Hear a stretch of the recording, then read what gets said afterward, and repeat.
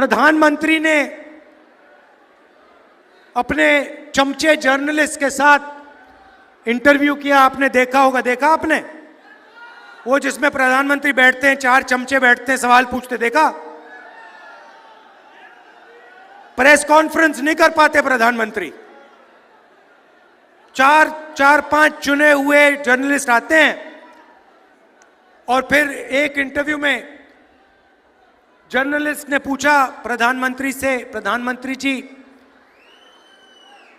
कहा जाता है कि हिंदुस्तान में अमीर लोग अमीर होते जा रहे हैं और गरीब लोग गरीब होते जा रहे हैं, इसके बारे में आपकी क्या राय है? प्रधानमंत्री जवाब देते हैं, हंसते हुए देते हैं, क्या चाहते हो कि मैं सबको गरीब बना दूं? मतलब सोच देखिए, हिंदुस्तान 2 भागों में बंट रहा है। एक तरफ अरबपति, जिसको 24 घंटे ये मीडिया वाले दिखाते हैं, मैंने इनको मित्र कहा मगर ये आपके हमारे मित्र नहीं है, ये अदानी के मोदी के मित्र हैं। हाँ, ये अदानी के मोदी के मित्र हैं। 24 घंटा नरेंद्र मोदी का चेहरा दिखेगा आपको, किसान मीडिया पे नहीं दिख सकता। देखा कभी आपने? मजदूर देखा? बेरोजगारी के बारे में बोलते हैं, महंगाई के बारे में कभी बोलते हैं? मनरेगा के जो मजदूर हैं उनके बारे में बोलते हैं? नहीं। अंबानी की शादी देखी? देखी ना? 8-10 करोड़ रुपए वाली घड़ी देखी? तो 2 भागों में हिंदुस्तान को बांट दिया है, एक तरफ अरबपति और दूसरे तरफ बाकी किसान, मजदूर, बेरोजगार युवा। और सारा का सारा काम जो भी हुआ है वही 22-25 लोगों के लिए हुआ है। आप हैरान हो जाओगे, नरेंद्र मोदी जी ने 22 लोगों का 16 लाख करोड़ रुपया कर्जा माफ किया है। 16 लाख करोड़ रुपया, मतलब यूपीए की सरकार ने कर्जा माफी की थी। अगर आप उस कर्जा माफी को 24 साल के लिए हर साल करो, उतना पैसा नरेंद्र मोदी जी ने 22 लोगों को कर्जा माफी में दिया है। और फिर कहते हैं क्या मैं सबको गरीब बना दूं? हां मोदी जी, 22 लोगों को छोड़ के आपने सबको गरीब बना दिया है। यह हिंदुस्तान की सच्चाई है। और क्यों किया? क्योंकि ये 22-25 लोग आपकी मार्केटिंग करते हैं, 24 घंटा आपका चेहरा टीवी पे लाते हैं। मगर भाइयों और बहनों, नरेंद्र मोदी की जो इमेज थी, आप सब जानते हो कि वो जो गुब्बारा था, वो गुब्बारा फट गया, फटाक से गुब्बारा फट गया। आजकल क्या होता है मैं बताता हूं आपको। कभी कभी जब मैं निकलता हूं, बीजेपी के लोग झंडा खड़े रहते हैं, मैं बता रहा हूं, देखो झंडा खड़े लिए देते हैं, ऐसे मेरी ओर देखते हैं, मैं कहता हूं अदानी, वो सिर नीचे कर देते हैं ऐसे। बीजेपी का झंडा मेरे सामने, मैं कहता हूं अदानी, बीजेपी के कार्यकर्ता यूं करते हैं, क्योंकि जानते हैं अदानी की सरकार है, अरबपतियों की सरकार है। पहले मैं आपको अग्निवीर के बारे में बताना चाहता हूं। अग्निवीर योजना का नाम सुना है आपने? सुना है? आजकल जो रिक्रूटिंग सेंटर होते थे, जो भरे रहते थे, आजकल सारे के सारे खाली हैं। सेना में कोई भर्ती नहीं होना चाहता है। कारण अग्निवीर योजना। अग्निवीर योजना का मतलब नरेंद्र मोदी ने पहली बार हिंदुस्तान के जवानों को मजदूर में बदल दिया है। जब भी चाहते हैं उनको निकाला जा सकता है। 3 साल की भर्ती होगी और उसके बाद 4 में से 3 जवानों को कहा जाएगा तुम लोग घर जाओ, तुम्हारा अब कोई काम नहीं है। भाइयों और बहनों, आप सोचिए, 2 जवान एक साथ लड़ेंगे, एक अग्निवीर होगा, दूसरा नॉर्मल जवान होगा। चाइना के खिलाफ लड़ेंगे, पाकिस्तान के खिलाफ लड़ेंगे। एक जवान को सारी की सारी सुविधाएं मिलेंगी, शहीद का दर्जा मिलेगा, पेंशन मिलेगी, कैंटीन मिलेगी, अगर उससे कुछ हुआ कॉम्पनसेशन मिलेगी, परिवार की रक्षा होगी। और उसके बाजू में जो खड़ा होगा, उसी बंदूक के साथ, उन्हीं गोलियों के साथ जो लड़ेगा, उसको हिंदुस्तान की सरकार ना सही पूरी ट्रेनिंग देगी, ना शहीद का दर्जा देगी, ना पेंशन देगी, ना कैंटीन देगी, ना उसके परिवार की रक्षा होगी। आप सोचिए हिंदुस्तान की सेना का मोराल का क्या होगा। 2 तरीके के शहीद बना दिए, सेना को बांट दिया, एक अग्निवीर और एक नॉर्मल जवान। आपका नरेंद्र मोदी ने कर्जा माफ नहीं किया, अरबपतियों का किया। भारत जोड़ो यात्रा में 4000 किलोमीटर चला और हजारों किसानों से मेरी बात हुई। हिंदुस्तान का किसान सिर्फ 3 चीज चाहता है। हर एक किसान ने मुझे यही कहा, चौथी चीज नहीं बोली।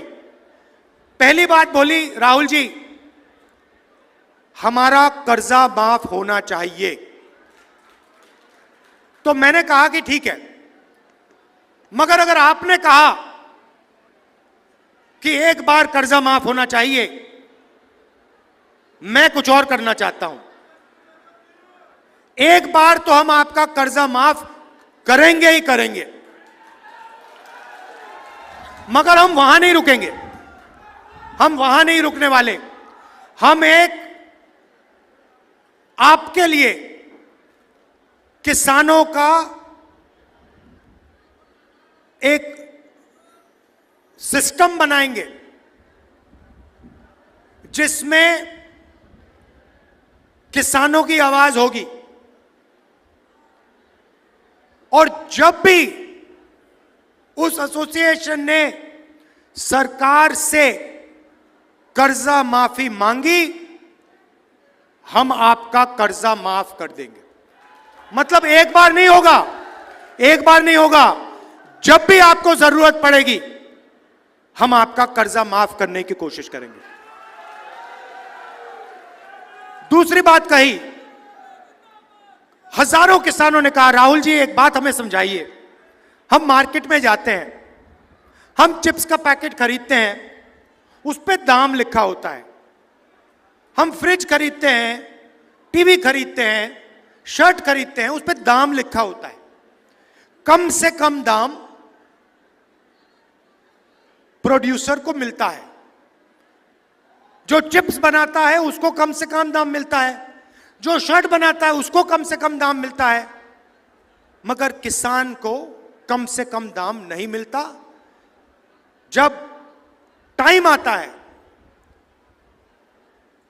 इंपोर्ट एक्सपोर्ट पॉलिसी बदल दी जाती है, बड़े बड़े उद्योगपति दबाव डालते हैं और हमें अनाज के लिए, शुगर केन के लिए, धान के लिए सही प्राइस नहीं मिलती, सही दाम नहीं मिलता। राहुल जी आप एक काम कीजिए, कानूनी मिनिमम सपोर्ट प्राइस हिंदुस्तान के किसानों को दिलवा दीजिए। यह हजारों किसानों ने कहा। और तीसरी बात आपने कही किसानों ने कि राहुल जी ये नरेंद्र मोदी जो लाए हैं फसल बीमा योजना, हम पैसे देते हैं, जब नुकसान होता है, आंधी आती है, तूफान होता है, हमें पैसा नहीं मिलता। इसके बारे में आप कुछ कीजिए। तो किसानों से कहना चाहता हूं, हम नई फसल बीमा योजना लाएंगे, वो अरबपतियों को नहीं होगी। आज की जो योजना है उसका फायदा 16 कंपनियों को जाता है, किसानों को नहीं जाता। हम एक नई योजना लाएंगे, किसानों की योजना होगी, और हम एक कानून लाएंगे कि बीमा का पैसा किसान के खाते में 30 दिन के अंदर होना चाहिए। अब यहां युवा हैं, बेरोजगार किया नरेंद्र मोदी ने आपको, नोटबंदी की, आपसे कहा, युवाओं को कहा, युवा ने नरेंद्र मोदी से कहा, मोदी जी रोजगार दीजिए। मोदी जी कहते हैं ऐसे करो, नाले के पास जाओ,